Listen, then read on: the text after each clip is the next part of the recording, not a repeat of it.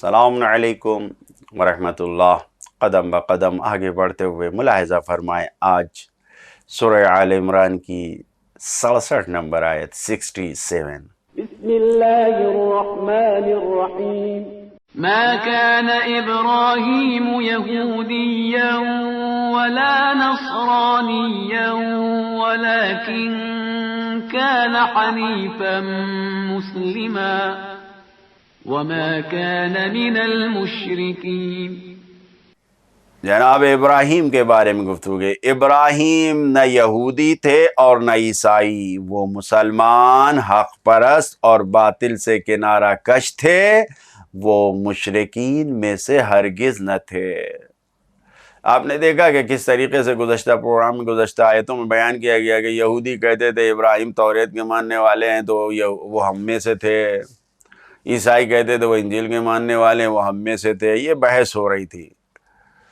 یعنی بعض لوگوں کا کہنا تھا کہ اگر جناب ابراہیم کے دور میں، توجہ فرمائیے کہ یہ گفتگو آج کے دور میں کی جاتی ہے، کہ اگر جناب ابراہیم کے دور میں یہودیت اور عیسائیت نہیں تھی تو اسلام بھی تو نہیں تھا، تو پھر قرآن مجید نے انہیں مسلمان کیوں کہا ہے، حنیفاً مسلمہ کیوں کہا ہے؟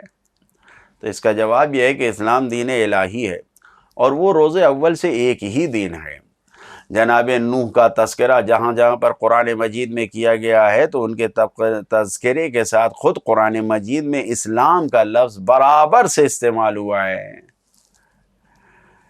لہذا اس سے مراد، اسلام سے مراد، توجہ فرمائیے، شریعت محمد مصطفیٰ صلی اللہ علیہ وآلہ وسلم نہیں ہے، بلکہ وہ بنیادی عقائد و اصول ہیں جو ہر دور میں متحدہ طور پر، یکساں طور پر آسمانی شریعتوں میں پائے جاتے تھے۔ اسی کا نام اسلام ہے، اسے اسلام کہا جاتا ہے۔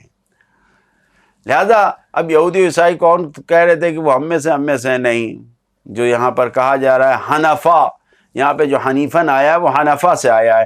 حنفا کا مطلب ہے حق کی طرف مائل رہنا۔ اس کے مقابلے میں جو لفظ استعمال ہوتا ہے جنفا، جنفا کا مطلب ہوتا ہے باطل کی طرف جھکے رہنا۔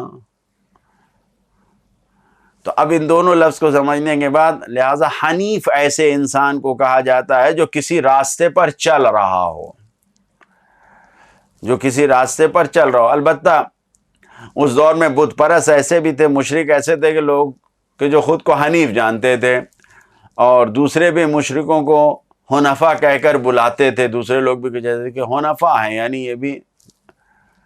یہ آیت حنیفن کے ساتھ مسلمن کی قید لا کر یہ بتانا چاہ رہی ہے کہ جان لو جناب ابراہیم کا دامن بھی شرک سے پاک ہے، بے لوث ہیں وہ۔ جناب ابراہیم میں شرک کا شائبہ بھی نہیں پایا جاتا ہے۔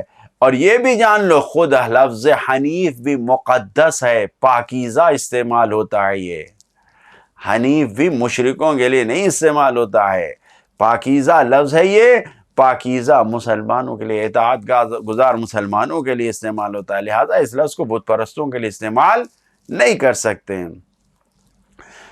توجہ فرمائیں، اسی لیے فرزند رسول حضرت امام جعفر صادق علیہ السلام سے جس وقت سوال کیا گیا اور آپ نے حنیفاً مسلمہ کی تفسیر بیان کی ہے تو آپ فرماتے ہیں حنیفاً مسلمہ یعنی خالصاً مخلصاً لیسا فیہ شیء من عبادت الاوثان۔ جناب ابراہیم کے بارے میں فرماتے ہیں کہ جناب ابراہیم ایسے تھے، مخلص تھے، منتخب تھے، برگزیدہ تھے، چنے ہوئے تھے۔ جناب ابراہیم ایسے تھے کہ ذرہ برابر بھی ان میں شرک نہیں پایا جاتا تھا، وہ مشرک نہیں تھے، ان میں شرک نہیں پایا جاتا تھا، وہ بتوں کی پرستش سے بالکل دور تھے، وہ مخلص الہی تھے، حق پرست تھے، باطل سے کنارہ کش تھے۔ ابراہیم کون تھے؟ وہ تسلیم پروردگار تھے، وہ مسلمان برحق تھے۔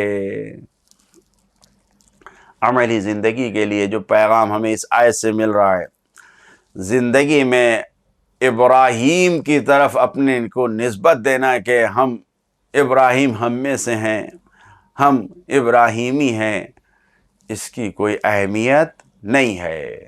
ہاں البتہ اہمیت اس وقت ہے کہ جو ابراہیم نے راستہ بتایا ہے، جناب ابراہیم کے بتائے ہوئے راستے پر انسان اگر چلے، ہم اس راستے پر چلیں جنہیں جناب ابراہیم نے بیان کیا ہے، تو ہم ابراہیمی کہلائیں گے۔ پھر ہم یہ کہہ سکتے ہیں کہ جناب ابراہیم ہمارے ہیں، اور یہی سچی زندگی کی کامیابی ہے۔ خدایا ہمیں شریعت اسلامی پر چلنے اور اس کے مطابق شریعت ناب محمدی پر چلنے کے مطابق شریعت ائمہ معصومین علیہ السلام جو نبی کریم کی شریعت ہے اس پر چلنے کی توفیق عطا فرما۔